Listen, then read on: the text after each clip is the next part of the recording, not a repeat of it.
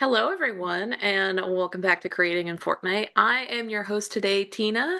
In case any of you are unfamiliar with me, I'm actually usually over on the Unreal Engine side of things, but today I'm stepping in for Shane while she's taking a little bit of time off. Everybody wish her a good little break there for a moment, so you're stuck with me. In the meantime, welcome. Today we're going to be talking about the awesome, incredible Metallica event that went on and dig into some of the background behind it, what some of the development was like, all that good stuff. So let's just get into it because there's a lot to cover, a lot of really great questions, and a lot of things to just really dig into. So I'm going to toss it over to our guests to introduce themselves. Dan, let's start with you. Tell us a little bit about yourself. Hi, yeah. My name's Dan Taylor. I'm one of the creative directors at Magnopus. I've been making video games for about 25 years. I've worked on loads of rubbish, which I really hope you haven't played or heard of. But I've also worked on Hitman, Deus Ex, and Tomb Raider, which was nice. And as a creative director, it's my job to help the team discover their best ideas and make them happen. Awesome. Thank you so much for being here. And next we have Ross. Would you like to tell us a little bit about yourself as well? Yeah, sure. I'm Ross. I'm the lead engineer on the Metallica project. I've been at Magnopus for nearly 10 years now, games experience up to about 12 years. And yeah, my job as a lead engineer is to make sure that we produce really high quality and robust work inside of Unreal and UEFN, and mainly been working at Magnopus within the Unreal Engine. So this was one of the first times I've worked in UEFN. That's awesome. I'm really excited to hear more about this experience. I know there's a lot of stuff that went into it, a lot of learning curves, a lot of things that I'm sure other creators are going to be really interested in hearing about as far as the journey goes. But to kick us off, just so we have a little bit of context for anyone who might be unfamiliar, we actually have a trailer of the event that we'll go ahead and play now so you get an idea of what we're going to dive into.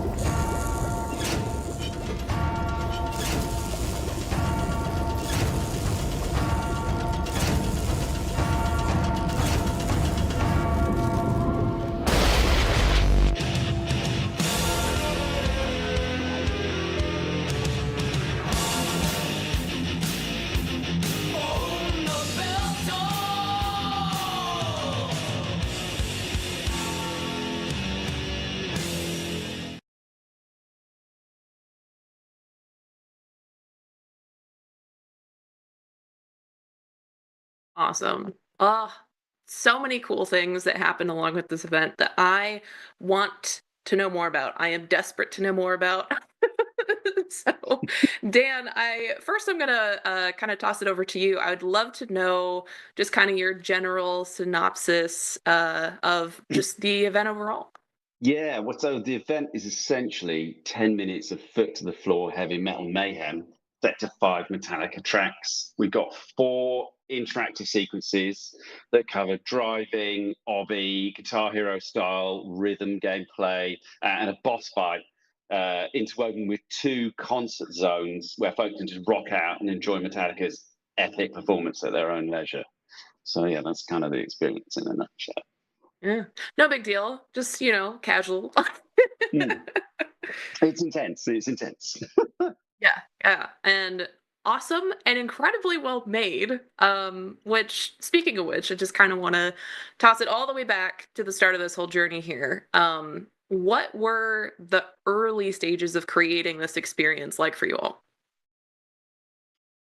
I'll talk about the creative side of it, and it starts with two things: the band and the players. So we spent a lot of time doing a deep dive into Metallica, really getting to know all their music, not just like what it sounds like, but what it stands for as well, and their attitude, so we could like really represent them well in Fortnite, and then also getting to know the players, like what sort of things do they like, what is really popular on Fortnite, because we wanted to come up with something that had like a certain level of familiarity, so people could jump straight in and play it and know what they were doing, have a good time. But we also wanted to give it like a fresh heavy metal twists. And then we started off developing a visual identity with concept art and cool storyboards, and experimenting with crazy prototypes so we could find the fun, which I'm sure Ross will love to tell you all about.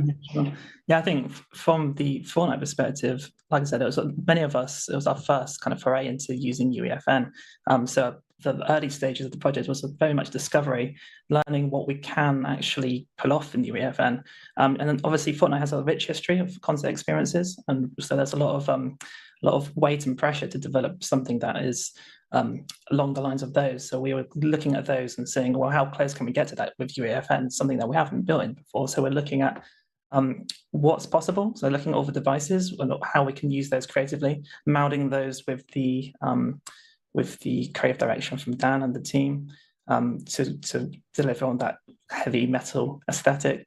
And because obviously, if we came into this as an Unreal project, we'd know, okay, we know how we could build it. We can build all the custom stuff, but it's really trying to lean on the strengths of the platform and making sure that the design is very sympathetic to what is possible in UEFN, but all at the same time making sure we're pushing the boundaries to make sure we're trying to build something as representative of the highest quality that we could make on that platform.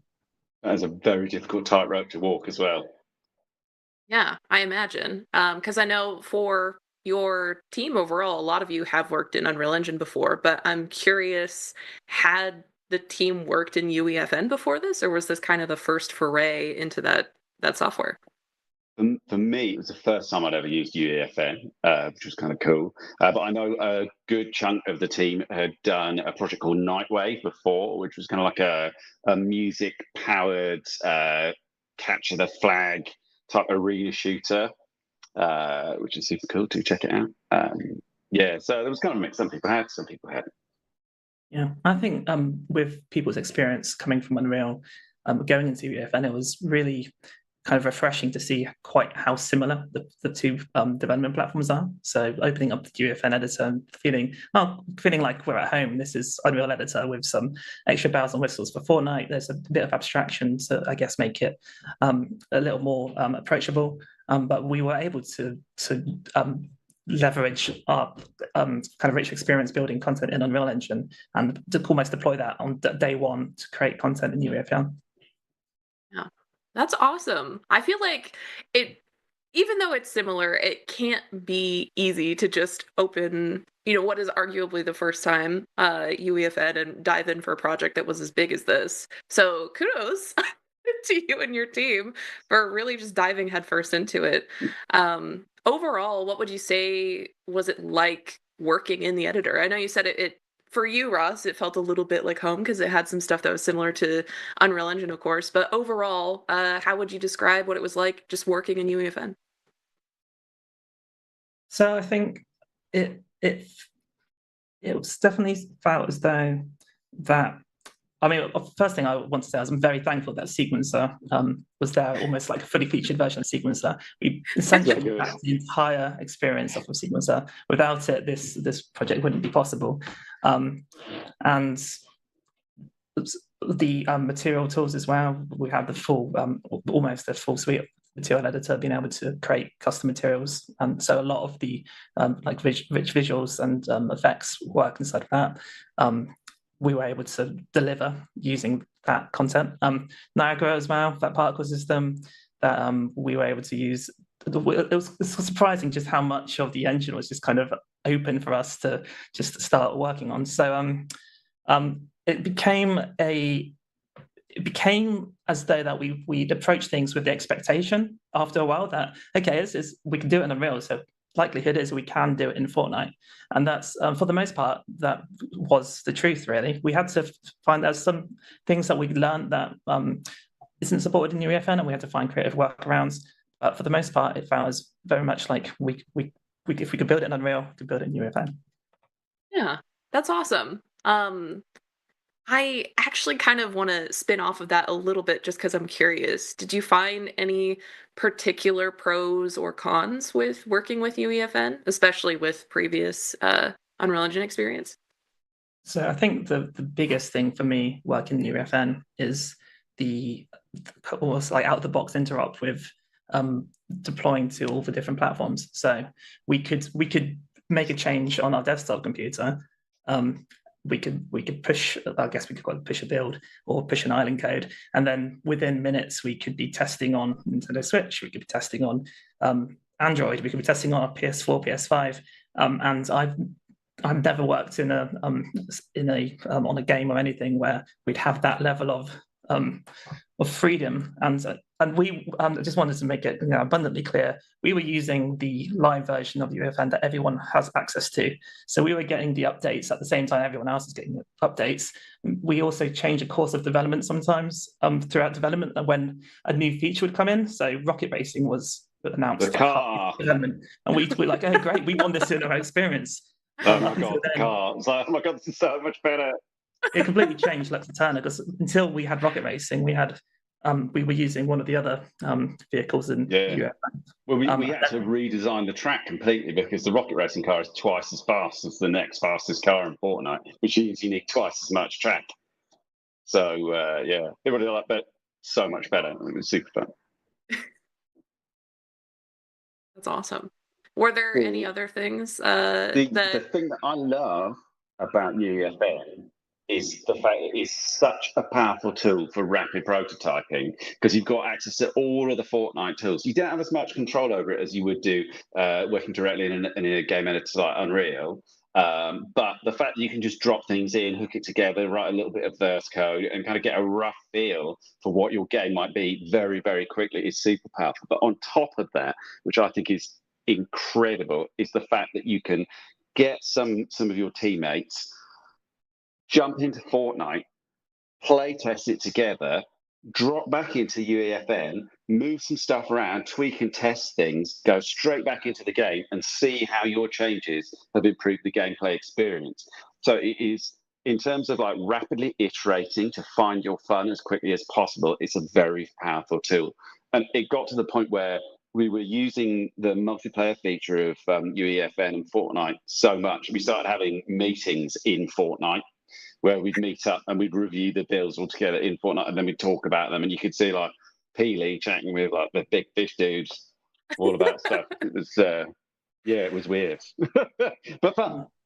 It's a good point on the rapid prototyping and iteration. So I remember when we were developing and designing the track for Luxatana, what we ended up doing in one of the instances was we'd kick off a live session and then we'd start throwing in and block out road pieces, and we could do that in the editor. We'd start moving things around in the editor. So we have the gizmo, we can move things out on 3D space as you'd expect to be able to do, and all the while you could see it just moving on your other screen and the live session. And then if you wanted to test, you just hit play. You're in the car, you start driving. It's like, oh, that corner needs tweaking. It needs to be a bit more curved, or this straight needs to be a bit longer. You need a speed boost here. Just add it in, and then instantly we're able to test it. So that iteration loop was really invaluable. Yeah, I can imagine. I love the idea of just being able to pop in super quickly, adjust things on the fly, get things exactly how you wanted. I can't even imagine how that could help speed things along. How long did it take you overall to create this experience? So it was about 8 months from start to finish, with a team of between 30 to 50 people at max. You can't just say that like that's normal. That's wild. I don't know. I mean, having never worked on a Fortnite content before, I don't know what the baseline is. Was that fast? Was that slow? I don't know. I mean, 8 months to make an experience like that beginning to end is no small matter, especially even with a team of that size. That's really, really impressive. Did you have a strict deadline that you were working on or working towards while you were working on it? Or was it just, when it's done, it's done. It's released when it's done. We had a very hard deadline for this because you have to organize everything with the band in advance. And get everything like set up immaculately. The date for the concert was like set in stone very early on, and we were very focused and aiming to hit that. And I think we worked, the full team worked pretty much until about a couple of weeks before the event, and then we kept a skeleton crew on just to apply that final bits of polish and to make sure like any bugs that popped up would get smashed before launch. But yeah. Like the deadline was like got to be ready then. Which is nice. It's nice. It gives you a goal to aim at. Yeah, definitely. It gives you that tablet of, okay, we need to stop, because I know a lot of us developers may fall into that hole of polish, polish, polish forever and ever and ever. So yeah, having that end deadline can help a lot with deciding when it's finally time to cut. Well, like a video game is never finished; it's only released. Right. Exactly. Kind of going off of that though, I harkening back to sort of what you were saying earlier as well about being able to just pop in and change things really quickly. Was it helpful to be able to have that kind of maneuverability, especially when you're getting closer to that deadline of being able to change stuff even up to within just a couple weeks of release? That is an interesting question. I think like a lot of the core gameplay was kind of locked early on because we found the fun in the prototyping session. There were a few areas where we switched stuff up kind of later on in the project, and we were still polishing and tweaking and getting things right. One of my I don't know whether this is a sad story or a happy story. I'll let you guys decide. One of the interesting stories is that we really wanted to, from the very beginning, we wanted to recreate the kind of kinetic frenzy of a mosh pit in Fortnite. We spent so much time prototyping, researching, kind of using like impulse grenades, pinball barriers, like slippery ice floors, all sorts of stuff. We thought we had something that was really cool. We put it in the game, and then I think like the week before we shipped, everyone's like, it's really distracting. People just bounce up and down and mosh, and they don't look at Metallica, and you miss all of this amazing stuff. I think we should take it out. I was like, I can't disagree. Actually, yeah, we're going to have to take it out. And then, literally like 5 days later, someone said, I think we need to put it back in somewhere. I was like, where? How about right at the end? So he's like shoehorned it in right at the end in like a very subtly changed way, and it worked beautifully. And it was, yeah, that was quite good. We wouldn't have been able to do that in a project where in a development environment where the iteration time wasn't fast and petty. Yeah. Last minute mosh pit is not exactly what was on my bingo card for this interview, Yeah. but I appreciate being able to have it on there. um, let's see. How did the project evolve over time then, if at all, since it sounds like a lot of it was kind of nailed down early on? Did things kind of change and adapt as you continued to build it? Um, it did, yeah. So initially, we wanted to make the stadium section super interactive with lots of kind of like little ancillary gameplay that you could do around the side. But like I mentioned with the moshing, it really detracted from the kind of concert experience. So we stripped them down and like just made them very much about watching the band. And there was also like a whole section that started off as like an action-packed kind of rail shooter, which we changed into a beautiful rhythm-based game, which Ross made. Oh yeah, well, the whole team made it, but I did have little hands in making that. Yeah, I mean, it definitely changed a lot, and part of it was down to iterating and finding the fun, seeing what worked. Some of it was down to um, the platform not necessarily meeting our ambitions in certain respects. So, with regards to that section where we did have the rail shooter, we did have the idea that after For Him the Bell Tolls, everybody would go into like their own single player experience before rejoining and like a big triumphant like return. So For Whom the Bell Tolls is all about loss. Yeah, because we wanted to get that theme across. Right. So we were trying to marry that in with the gameplay. So we for the longest time in development, we had a system in which after For Him the Bell Tolls, everybody would be teleported discreetly off into their own unique part of the environment, and they have their own rails they can grind down, and then halfway through the Master of Puppets section, they'd have their own solo boss fight before returning together as a full squad of 16 to then go fight the Master Like of Puppets. Avengers Endgame. Yeah. All come out of the portals and like kicking butt. It'd be great. But we were bound by all the same restrictions that any creative developer in UEFN Fortnite would be bound to. So that thermometer, we realized that all of the grind rails that we duplicated. So we had 4 grind rails per player, and there were 16 players. And each of those grind rails was really eating into our thermometer, and we realized that there's no way we can ship like it's almost taking up like 90% of our thermometer. And it's like we can't fit the rest of the game into 10%.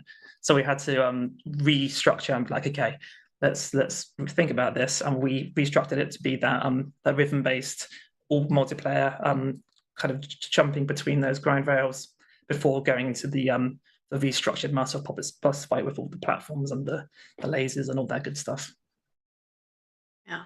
That's awesome. That's a really creative way of kind of twisting the idea into something that fits a little bit better into the space allocated. How, if you can give me this peek behind the curtain, if you can't, it's okay. But I am curious how you ended up coming to that conclusion. Like that is how you ended up twisting the gameplay into what it is now. In terms of going from the rail shoots to the rhythm section. Yeah.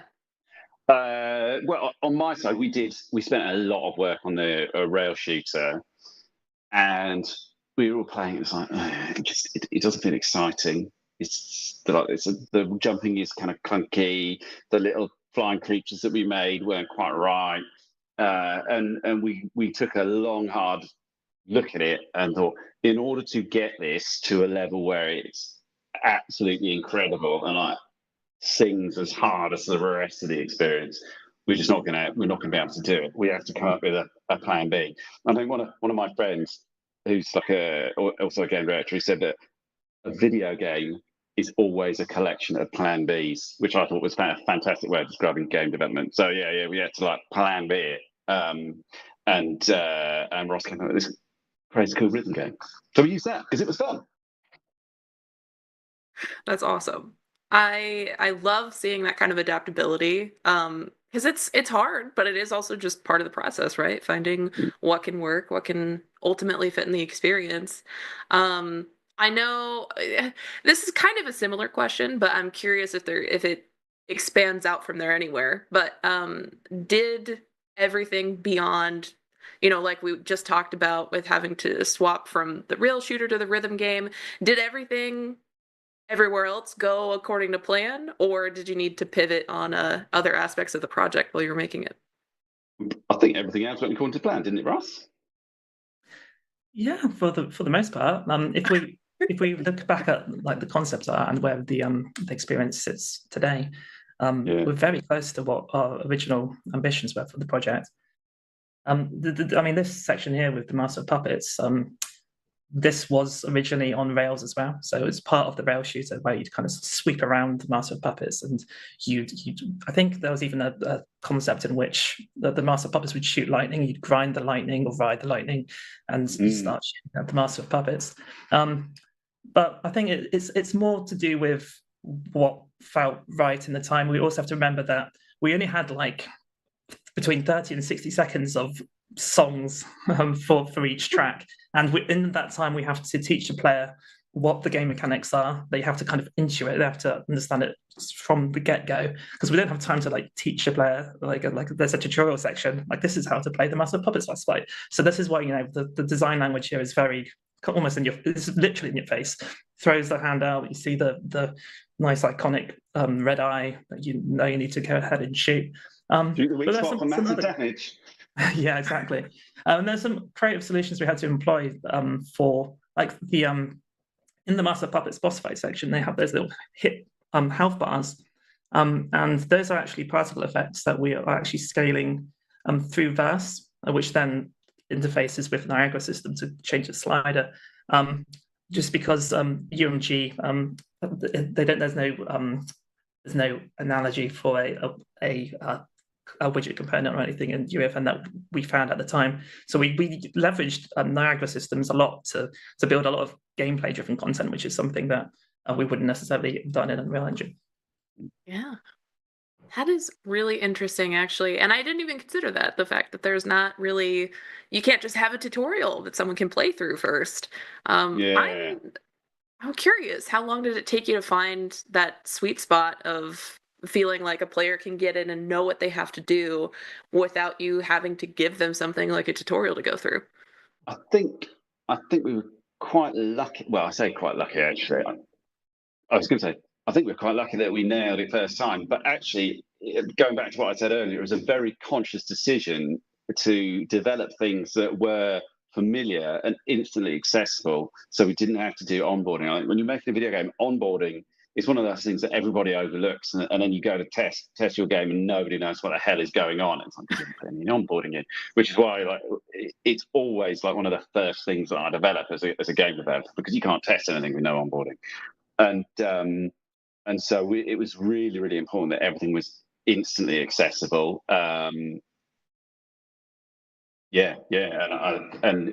We were kind of vindicated when we started to do our first test, and we get people in Lux to turn and we're like, are they going to just do donuts at the start? Are they going to chase the band? What's going on? And they all just tanked off down the track, like, yeah, this is brilliant. And then they like had fun at the dance, and then they were climbing up the town, no problem. And it was just like, yeah, It works. They know what they thank have to God. do. Just innate for the players. That's always the best Yeah, feeling, right? When they yeah. can just pop in and they know just what they got to do. Yeah, and one of the interesting design challenges in something like this is there is so much eye candy everywhere, and a band's like warping in like bolts of lightning and shredding, and like you got crazy flying monsters and all sorts of stuff. So keeping people focused on where they've got to go is quite tough. So if you look at actually this video that's on the screen right now, you'll see that the band will always teleport in directly in your line of sight where you're supposed to go. So that iCandy is guiding the players through this level, so that we can actually use it kind of as like some kind of visual language. Because if we put it in the other and in the opposite direction, people just stop and go, "Ooh, look at that! It's Metallica." I think That one would of be the me. challenges of building an experience that's tied to music, it's almost like creating a playable music video. So all of these times when these characters are popping up, they're popping up to the beat, and we need to make sure that we're motivating the player to be in the right place at the right time, looking at the right thing. And we need to do that in a way that doesn't feel contrived. And I think, especially, Dan did an awesome job curating the For Him the Bell section to make it feel like that. So from a timing perspective, the players are motivated to move up tower, and they're in the right position. And there's a few little forks in the road where people could choose different things, and they could see different band members. So there's a little bit of replayability in there as well. Yeah. Thanks, Ross. I mean, the actual band animations in this section for Whom the Bell Tolls is quite interesting, because we had all the mocap footage from Industrial Light and Magic of the entire band dancing and like performing and doing all the guitars and all that stuff. And what we actually had to do is slow down the video footage so it matched the music, because they actually play For Whom the Bell Tolls faster live. And then we cherry picked their best moves. So when you look at this, you'll see James will always be like fist pumping, and Rob will be like moshing out. And like all of the little characters, Kurt will be like, oh, he always like does that with his guitar. You actually got to know and recognize all of the band members just in their little stickman form by the way that they moved. Like Kirk never stays still; he wanders all over the place. And so we actually watched the video and got all of their best dance moves, and they went, okay, this is the best move. We'll spawn him in here doing that move. He'll come in here doing that move. We'll come in here doing that move. And we mapped it out to the music and the gameplay as well. So it all fitted. So it was like, I really enjoyed doing that. It was a lot of fun. A lot of moving parts to get all to work together. And it meant that we only had to use a quarter of the animation data as well. Yeah, and on that animation data as well, from a budget perspective, the animation data we had for the band. Now, obviously, the band's at the start of the show, so you're going to allocate a healthy portion of your budget to that. And the thing, from a file size weight perspective, it was definitely the heaviest hitter. And what we needed to do is we had some holograms in which we wanted to make sure that the characters were still. And if this was a project where we weren't necessarily bound by those limitations, we would have just spat out a different type of another animation asset that had the characters rooted, and we just play those. We do that routing inside of Maya or whatever package. But what we actually ended up doing, I think we have a corrective video for this in which we used Unreal to get that animation data.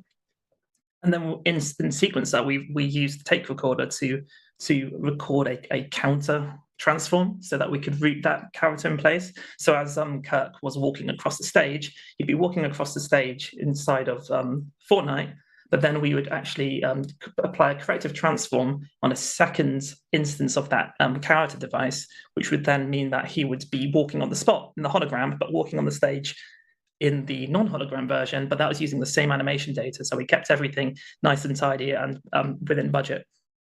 So this is video here. Tell them how you did the amazing hologram effect as well, because that is super cool. Oh, right. So with the hologram effect, we had I'm not sure if this is still the case, but we weren't able to apply any kind of materials to any of the character devices. Here's Jonesy playing the guitar here. So what we ended up doing was we created a local post-process effect, which was we created a material using a nice standard material editor in UEFN, which allowed us to apply some kind of non-trivial localized post-process screen space effect. So we've got this kind of glitch effect, distortion, almost like scanline visual effect. We use some cool stuff to kind of get that almost like a dot matrix visual on here. And this allowed us to apply these kind of post effects locally to these characters without having to apply those materials. Ross is basically a visual wizard. He's responsible for anything that looks amazing in the Metallica experience. High praise from the creative director. The art team might have something to say about that, but oh yeah, well, okay, yeah. We also had a team of very talented VFX artists, VFX specialists and artists. Yes, but that doesn't take away from your wizardry, Ross. Exactly. Still lots of magic to go around. Yeah, I love being able to see kind of what you were talking about in the hologram there too, for a moment where, yeah, it looks kind of like it's pixelating, almost falling apart, staticky before going back to its full form. That was a really, really cool effect. So with all of this, what would you say was the biggest change overall that you would say ended up getting into the final experience? I know we've talked about a few things that may have adapted a little bit over time, but I'm curious if you had to say that one was the most changed from beginning to end, from original plan to ship. Yeah, we did have to cut the Spice Girls cameo. Oh, unacceptable. No, we didn't. There was no Spice Girls cameo. We've already talked about not splitting players up during For Whom the Bell Tolls. I think for me that was the biggest thing that we had to change. So that and the Master of Puppets changing from a rail shooter to a rhythm-based game, quite a large change. But other than that, yeah, it's all pretty much as originally designed, which was amazing. Yeah, that's awesome. What about you, Ross? Do you feel the same way? Would you say that's the thing that changed most? I think it has to be the Master of Puppets section. That entire section went through a lot of iteration, a lot of changes all the way throughout development. But I'm happy with what we ended up with in the end. I think the changes were for the better.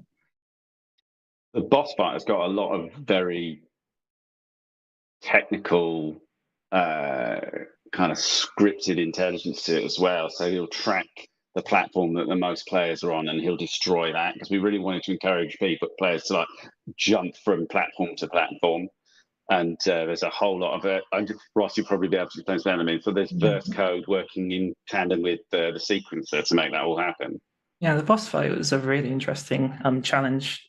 And one of the things that we needed to do with the boss fight was we needed to make sure that if you've played the experience, you may know that there's a win state and a lose state, which was something that we toyed with the idea of, we're going to what for the longest time. It was you always beat the Master of Puppets, and we thought, well, that's not going to feel great if you play through it again and you're just not really engaging with it. It's like, oh, it's all fake, it's all smoke and mirrors. So we did end up creating that win state and lose state, and a lot of it's just all of those platforms have their own like cinematic sequence devices with their own sequences. They're all linked up with verses. There's quite a web of devices all strung together in the end to pull that off. But the interesting thing was we also had to make sure that moment happens roughly to the time of the music. So when the track ended, you wanted to make sure that the players are going to have that success or that fail state at that time. You don't want it to happen too soon or too late.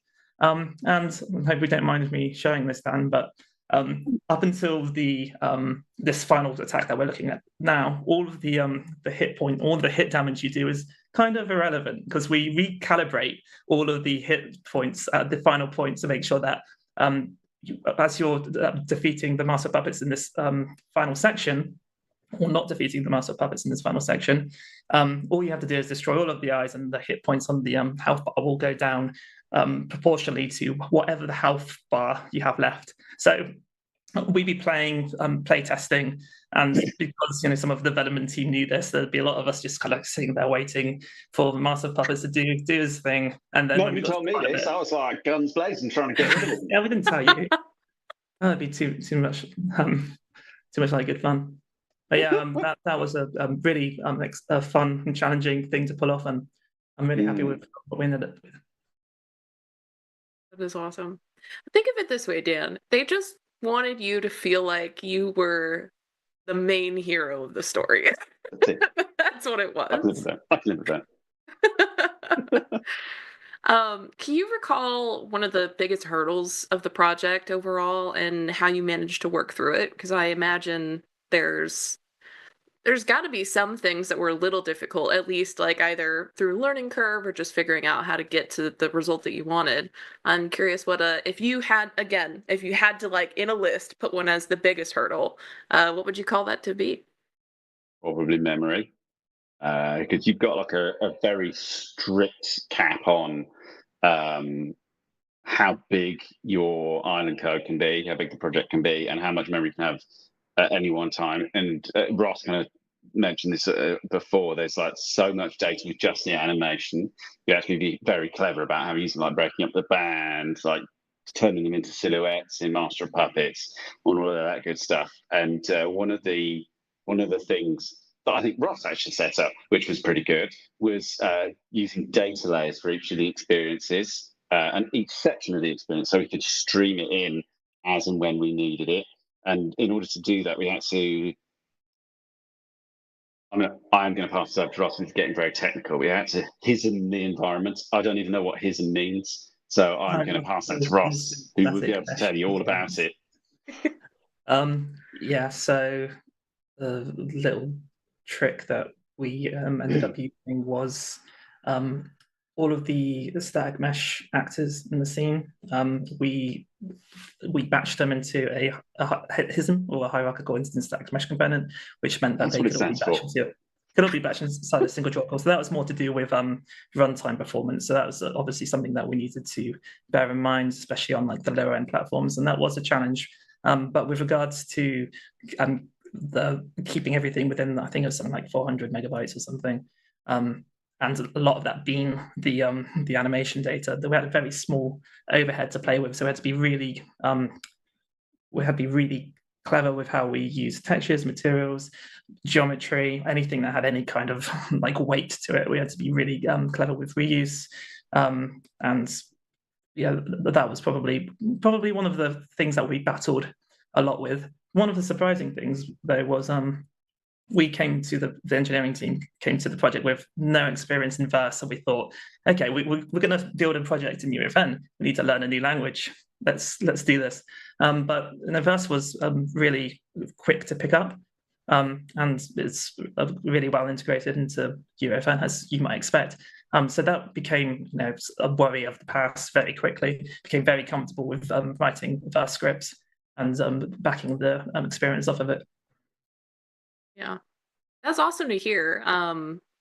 I personally also really love diving into verse and kind of experimenting with it, seeing what all can be done there. And with that in mind, the fact that it was relatively easy for you and your team to pick up, on the opposite side of things from the biggest hurdle and all that, was there anything that you were expecting to be super difficult that ended up going smoother than assumed, such as being able to learn verse a little bit easier than you might have expected? Yeah, I think verse is definitely the main one, and then testing was joyous, really. Like being able to like some of the pains in development is sometimes like kicking a build, waiting for the build to finish, deploy it on all the platforms, get everyone in the room to test. But like with this, you create an island code, you share it with the team, everyone jumps on, and you're playing instantly. We did the testing was actually too much fun, and it degenerated into like a bit of a bun fight most of the time. And so we had to actually be very structured in our testing approach. So it would be like, okay, no chat, no mucking about. We're going to play. I'm going to do feedback and commentary, and then once we've had like a serious play, then we can all have a fun play through. So we like it was too much fun, and we had to get quite strict on ourselves to keep the playtest focused. That's hilarious and a good Yeah. sign, right? Yeah, exactly. I mean, if you're what I found really encouraging is like even 8 months into the project, I was still having fun playing it. I didn't ever get to the point where I'm like, oh my god, if I have to play this again today, I'm just don't. But occasionally you get like that on something on projects, but not on this one, which is like very encouraging. But going back to a question about stuff that was easier than expected, there is in For Whom the Bell Tolls, which is on screen right now, as if on cue, because it has to all be in sync with the music, and people can fall off the track and die, or go too fast and get ahead, or go too slow and lag behind. We had to create a dynamic respawn system that would respawn people at the best place on the track if they died, or if they lag behind, or if they stuff. And that was actually laughably easy to do. It's just one respawn point, which we animated along different points along the track. So it was always at the perfect point to the music. And when you died, you just walked to the perfect spot. Easy. Because everyone was like, "How are we going to do that? It's so complicated. It's going to be different." No, we'll just animate the respawn points. That is a really clever way of going about that, actually. Yeah, Don't mind me, like, just taking notes well, here. yeah. The way we did it though was not so clever, because I actually implemented loads and loads and loads and loads of respawn points. And I thought, yeah, we're gonna have to do something really clever. And I was like, no, I could just animate one of them actually. Well, delete those, and it's right. It just works. Love Yeah. that. What was your favorite part of working on this experience overall? It's a big question. It sounds simple, and I know it's not, so I It is. appreciate if it takes a second to actually answer, but I know what mine is. What was yours, Ross? I do generally think it was a love-hate relationship with working on Master Puppets, just because of the amount of iteration. But I think working on that boss fight and having that divergent path of the win state, the lose state, I think that was probably the most rewarding thing to work on. And then my favorite part really was releasing it into the world, because for the longest time we were just playing it internally, thinking, "Oh, is this gonna land?"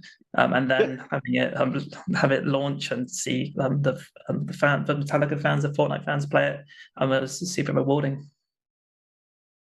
Yeah. My I don't know how I'm going to top that. That's delightful. My favourite thing, aside from listening to them, obviously, was adding all of the juice to the events, particularly the musical juice. So it was really important that the soundtrack didn't, or the music rather, didn't just feel like a soundtrack. It's not like you're not playing a game and Metallica's music is in the background. We wanted to really weave it into not just the gameplay, but also kind of the environment and the art. So we added in kind of like FOV pulses on bass drums, like camera shake on crash cymbals, things in the environment would pulse to the guitar shredding. So if you if you're playing through Lux Eterna, there are 7 different things that all pulse in time with different parts of the music. So there's the lava on the road, there's the camera FOV, there's the lights at the checkpoint, there's the clouds in the sky, the light beams from the stadium. And when you add that stuff in, there all of those little things that you might not notice on their own individually really glue the music to the environment, which makes it feel really special. Yeah.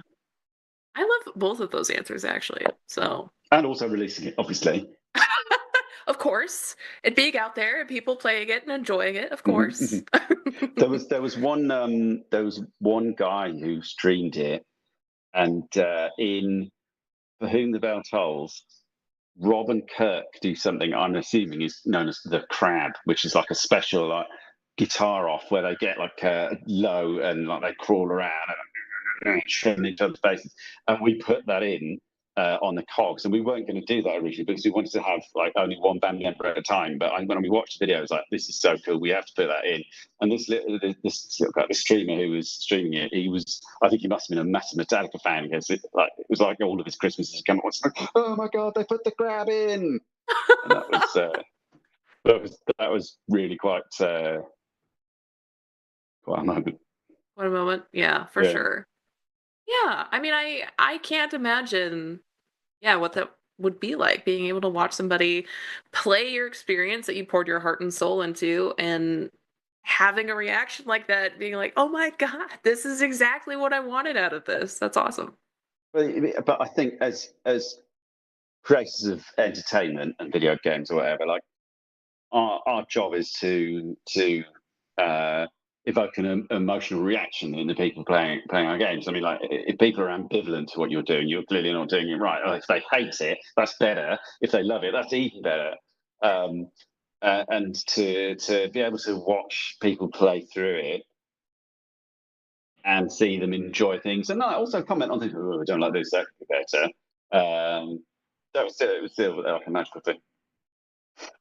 Yeah, definitely. If y'all are up for it, I have one final question for you, but there's a couple really good ones from chat that I would love Oh, to throw nice. your way. Um, the first one is for both of you, but I think it might be slightly more directed towards you, Dan. Just in that they noticed that, of course, each area really felt like it had its own theme, its own color scheme, was its own really defined, uniquely designed space. And they were wondering if you wouldn't mind kind of going through what the process was like, making each space feel like its own unique part of the experience, yet still have it all work together by the end of it. Is our art director in the chat? Did she ask that? I can't say. Um, I can neither confirm oh, nor deny. we definitely wanted every sequence to have its own kind of visual, but also we wanted to tie everything together. So while we were doing the concept art, we did a color script for the entire thing, so we could see how the color evolved. And I think one of the few bits of feedback we got from Metallica, who were wonderful to work with, was that they wanted the Lux Eterna volcano to be a bit more yellow to match the cover of the album that it came from. And so we kind of pushed that a little bit more yellow. We pushed reds more into the volcanic sections. We wanted Master of Puppets to be. We wanted the Clockwork Tower to have like lots of kind of very gothic heavy metal elements to it and references to kind of some of their album covers. You look like the gargoyle from I forget which Metallica album it's from now. -10 Metallica points for me. But yeah, there's a gargoyle from one of their album covers. There's Lady Justice for from and Justice for All is in there as well. So we put loads of little kind of album cover Easter eggs in to inform stuff. And then for the Master Puppets, it's interesting because it's a very dark song. It's a very dark song with some quite serious subject matter, and we wanted to kind of allude to that with the kind of like ethereal, spooky visuals and like the kind of hypnotic blue and purple color scheme. And we didn't want to do that in a literal way. We wanted to kind of just keep it kind of light and suggestive. Yeah, and then the end of it. So what's interesting for the final section if you're a Metallica fan, you'll recognize the layout as a snake pit, which is Metallica. They have like a circular stage, and all the VIPs are in the middle of the circular stage, so they're super close to the band, and it's very exciting and very intimate. And we really wanted to be able to kind of bring that intimate VIP experience to all the Fortnite players. So we modelled the final arena on the kind of like VIP snake pit bit. So I don't know. I hope that answers your question. Yeah, I imagine so. I'm satisfied with that answer. So Yeah.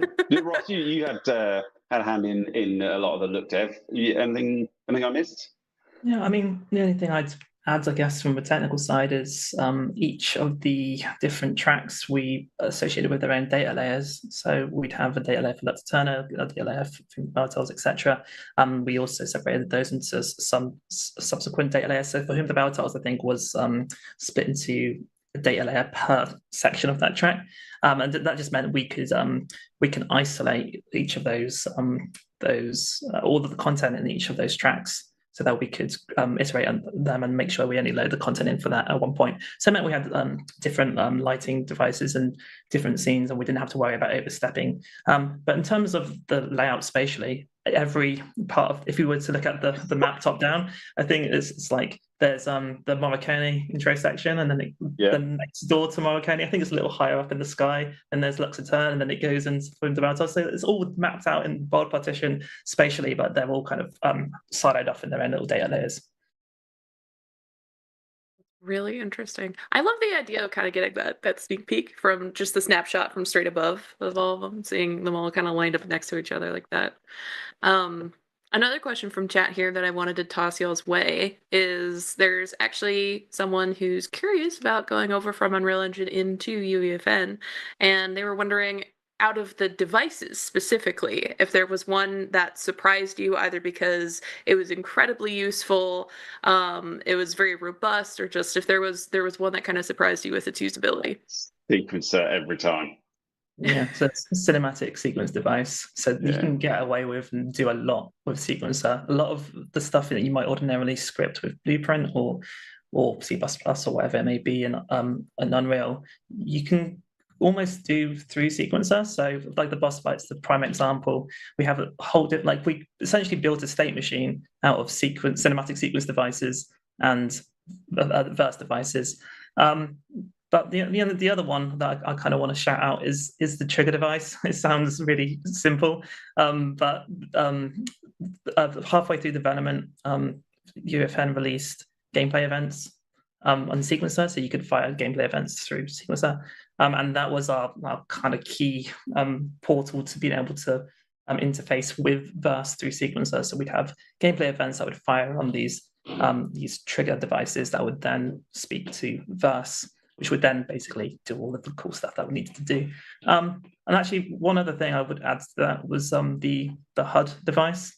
So throughout development, we had a debug HUD, which allowed us to kind of hop, skip, and jump between all the different tracks, which was really instrumental to being able to test these experiences. Like, we didn't necessarily, I mean, as much as we loved the experience, every time we wanted to test Enter Sandman, we didn't necessarily need to go through the previous 6 minutes of the experience. So having that HUD device to be able to teleport to those different sections was really invaluable.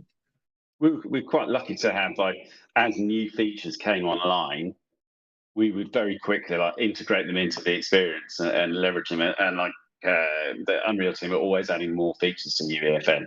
And the only analogy that pops into my head is the bit in Wallace and Gromit where they're having the chase on the trains, laying the track in front of the train as they're going along. But it wasn't quite that comedy. It was a bit more considered and design-led, obviously. It's a great visual to have, though. Great visual representation. All right. Well, I think the last question that I have for y'all, so I'm not just keeping you here all day. Otherwise, I would, because I have so many more questions. This whole thing was amazing and turned out so well. But the final question I have for the both of you is, now that it's completed and released, it's out there for anyone who's interested. Go check it out, go play it, of course. But what is some advice that you would offer other creators or developers based off of what you learned while building this project? For me, I'd say just really leverage the fact that you've got access to all of the Fortnite tools. Just experiment, test with your mates, iterate, find something really fun. You don't have to reinvent the wheel. Like pick something familiar, but give it your own like fresh, unique twist. And then, most importantly, because you've got the Fortnite ecosystem, release it and see what people make of it. Because I think that's it sounds really obvious. Oh yeah, release your stuff. But I think it's the last and most difficult stage of the development process, which definitely a lot of younger aspiring developers kind of miss out on. And your experience will change and grow massively once your stuff comes into contact with the public. Yes, that's a great answer, Dan. Well, I'd just add to that is I'd learn the devices. What I would do if I was new to UEFN, I was jumping in, and something that we did early in development was just go in, just ping out all the devices, see what they do, experiment with them, play with them, have some fun, and then think about what you can do creatively. What can you do to bring these devices together to build something new and engaging and fun and exciting, and maybe something that someone hasn't seen before. Because the Metallica experience was built upon a lot of devices that were stuck together in creative ways to build new gameplay content, and that's really quick and easy with the UEFN platform. Yeah. That's awesome. Both of those, I think, are fantastic pieces of advice for people to kind of keep in their back pocket going forward with their own projects. Yeah, well, thank you both so much for taking the time to be here today and You're answering these most welcome. questions. Yeah, walking us through this whole incredible experience. A lot to learn here, a lot that's just fun and enjoyable to look at and experience as well. So, thank you, first of all, for making it, taking the time to do that. And then, of course, again, thank you for being here today with us and answering these questions and hanging out. It's always fun. Yeah, it was an absolute pleasure, Tina. Thank you. Thank you, Tina. Of course. And thank you, everybody who came to watch the show. Wouldn't be what it is without you and your participation. And hopefully, you also going out there and making some really cool experiences for people to pick up and play and have a lot of fun in. So go create, make, do the thing, please, and thank Yeah. you. If anybody popped in about halfway through or any part of the way through and you missed some of the stuff that happened earlier, that's totally fine because we actually post all of our streams in video format that can be viewed on demand on both our Twitch and YouTube channel, on both Unreal Engine and the F and Create channels. So it's available in lots of places nebulously amongst the internet. So you can find it if you need that information, watch it at your leisure, go back and look at all the cool stuff. You could do it whenever you need to. So we'll have that available for y'all soon. And I think last thing, really, I think it's fitting if we maybe end out on the trailer just one last time so people can get that nice little snippet of the final experience. What do y'all think? Yeah, let's do it. All right, let's do it. We'll play the trailer and then that'll be that. So, bye everybody.